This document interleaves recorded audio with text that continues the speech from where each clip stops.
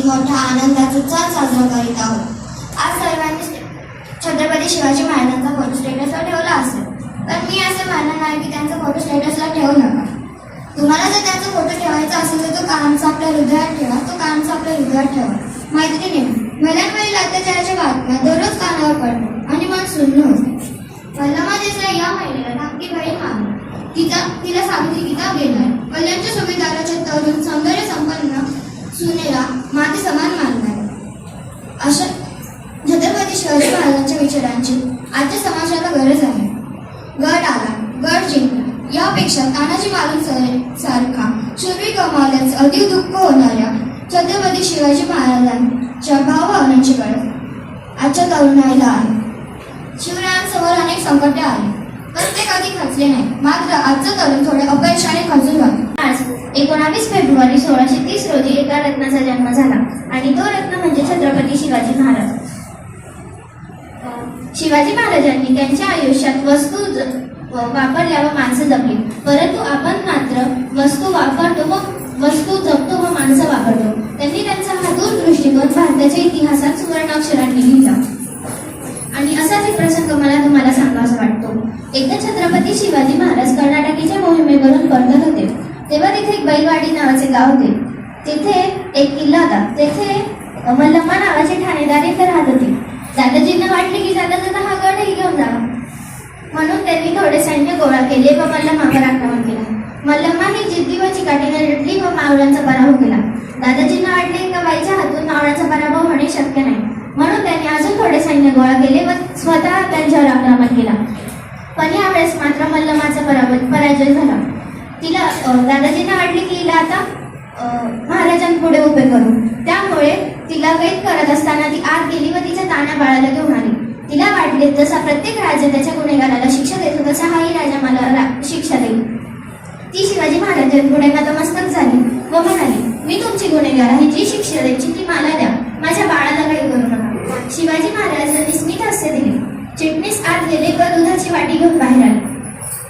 छत्रपती शिवाजी महाराजांनी त्यांच्या हाताने मल्लम्माच्या बाळाला उचलले व त्याच्या मांडीवर ठेवले व स्वतःच्या हाताने दूध पाजले व म्हणाले, जो आमच्या मांडीवर बसला आहे तो आमचा भाचा आहे, म्हणजे तुम्ही आमच्या बहीण झाल्या। आणि कोणता भाऊ त्यांचे बहिणीचे राज्य मडकावून घेतो?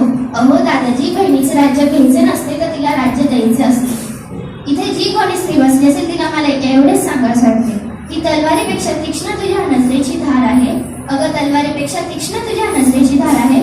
महाराष्ट्राची वाघीण तू भवानीचा वाट आहे, भव्याची रक्षणी तू स्वराज्याची मेघ आहे।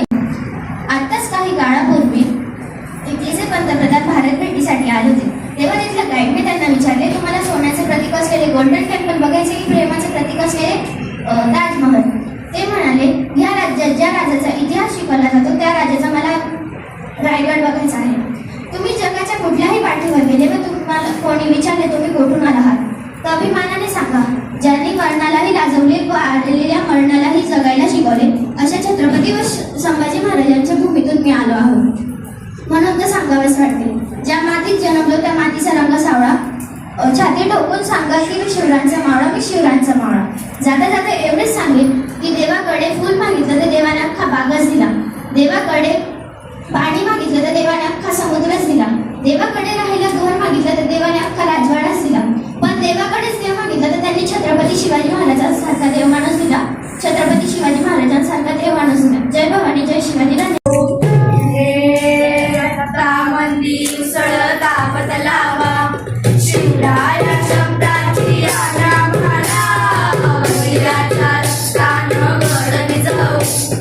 जिंकून नाचवू भगवा हे रत्नांचा आम्ही त्याकडे वाचे आम्ही मंत्रविषयी होती बोलतो वैरची पुढे म्हणतो जयची जिथे मराठी दुसरी ते मराठी राणव जाऊ कोरे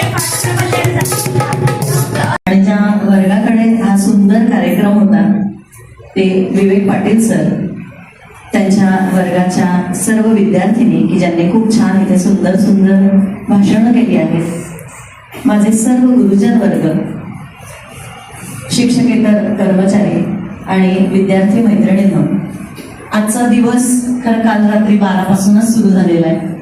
कदाचित तुम्ही 12 वाजताच फटाक्यांचे खूप सारे आवाज ऐकले असतील, नाद ऐकला असणार आहे, शिवाजी महाराजांचा जो काही जयघोष आहे तो ऐकला असणार आहे.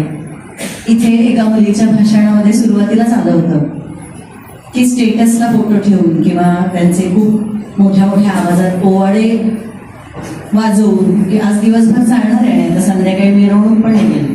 मिरवणुकीत बेभान होऊन नाचणारी तरुणाई पण आपल्याला कदाचित बघायला मिळेल. असं शिवाजी महाराजांना का जाणून घ्यायचं, तर मी म्हणेन पहिला राजा होता की ज्याला असं वाटलं का हा अन्याय, हा अत्याचार, याला आपण विरोध केला पाहिजे. बाकीच्यांनी इतके दिवस गुलामी सहन केली. अतिथी देवो भव, येणारा प्रत्येक अतिथी हा परमेश्वरासारखा आहे आणि आपण पाहत त्याला गोंजारलं आणि मग तो डोक्यावर बसला. पण महाराज मात्र खूप द्रष्टे होते. त्यांना मात्र हे पटलं नाही, माझं स्वराज्य असावं, हा माझा देश आहे. ही संकल्पनाच केवढी मोठी आहे बघा, की माझ्या देशात मी कोणाचा अन्याय का सहन करायचा. आणि इथे खरा शिवबाचा जन्म होतो. इथे आपण त्यांचा जन्म सांगतो, ते कोणाच्या पोटी जन्माला आले, कसे वाढले, हे ठीक आहे. पण त्यांना जर जाणून घ्यायचं असेल ना, तर त्यांच्या ठाई असणारे जे गुण होते ना, त्या एक एक गुणांचं आपण आचरण केलं तर खऱ्या अर्थाने आपल्याला शिवबा परिचित होतो. वयाच्या 13व्या वर्षी जेव्हा पहिल्यांदा तोरणा किल्ला त्यांनी जिंकला, वयाची 13व्या वर्षी बघा, आपल्याला काही कळत पण नाही. एक एक गोष्टी अशा आहेत शिवाजी महाराजांच्या की ज्याच्यामधून आपल्याला त्यांची दूरदृष्टी, त्यांचं जे काही स्वराज्य स्थापनेची त्यांची जी काही भूमिका होती, या प्रत्येक गोष्टी आपल्याला कळतात. मी मुद्दाम गोष्टी रूपातून का सांगते, तर आपल्याला ते खऱ्या अर्थाने कळले पाहिजे. साधं आपल्याला हिरकणी पण माहिती आहे सगळ्यांना. हिरकणी त्यांचा रायगड मागच्या बाजूने उतरून खाली आली होती, बरोबर आहे. किती जणांनी रायगड बघितलाय? शिक्षकांपैकी पण किती जणांनी रायगड बघितलाय? आपल्याला सगळ्यांना माहिती आहे की त्या रायगडाला पुढूनच चढता येतं, मागनं चढता येत नाही, कारण मागून तो असा सरळ येणार आहे. आणि रायगड त्यांची राजधानी होती, आपल्या सगळ्यांना माहिती आहे. या रायगडच त्यांनी का निवडला, तर तो डोंगर असा होता की त्याला लागून एकही डोंगर नाही आजूबाजूला, आणि जे डोंगर आहेत ते दूर दूर असे लांब लांब आहे, त्याच्यापासून लांब लांब आहे. आणि म्हणून त्यांनी तो डोंगर निवडला होता. इकडनं चढता येत आहे, पण हिरकणीसारखी एक स्त्री जिला युद्ध कौशल्य माहिती नाही, काही माहिती नाही, गड कसं चढायचं ते पण माहिती नाही, अशी हिरकणी तिच्या फक्त बाळासाठी रात्री गडाचे दरवाजे बंद झाले, पण माझं बाळ उपाशी आहे, मला उतरायचं आहे, आणि त्या मागच्या बाजूनी सरसर उतरते. तिला जखमा होतात तो भाग वेगळा, पण तिथून महाराजांचं लगेच कार्य चालू होऊन जातं की एक स्त्री जिला कुठलंही प्रशिक्षण नाही, अशी स्त्री गड उतरून गेली म्हणजे माझा हा गड धोक्यात आहे.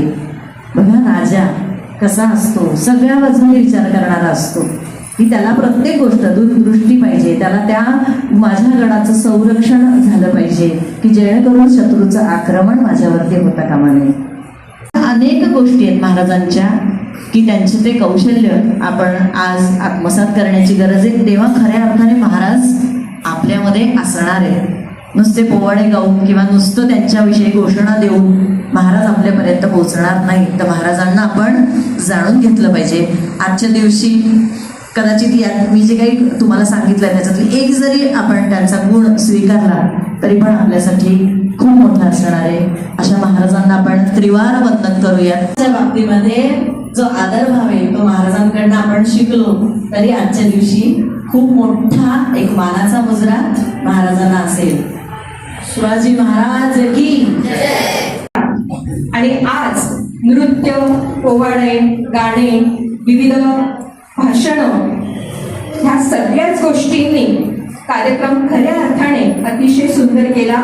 त्यामुळे श्री पाटील सर आणि त्यांच्या वर्गाचं मी विशेष सर्वप्रथम कौतुक करते.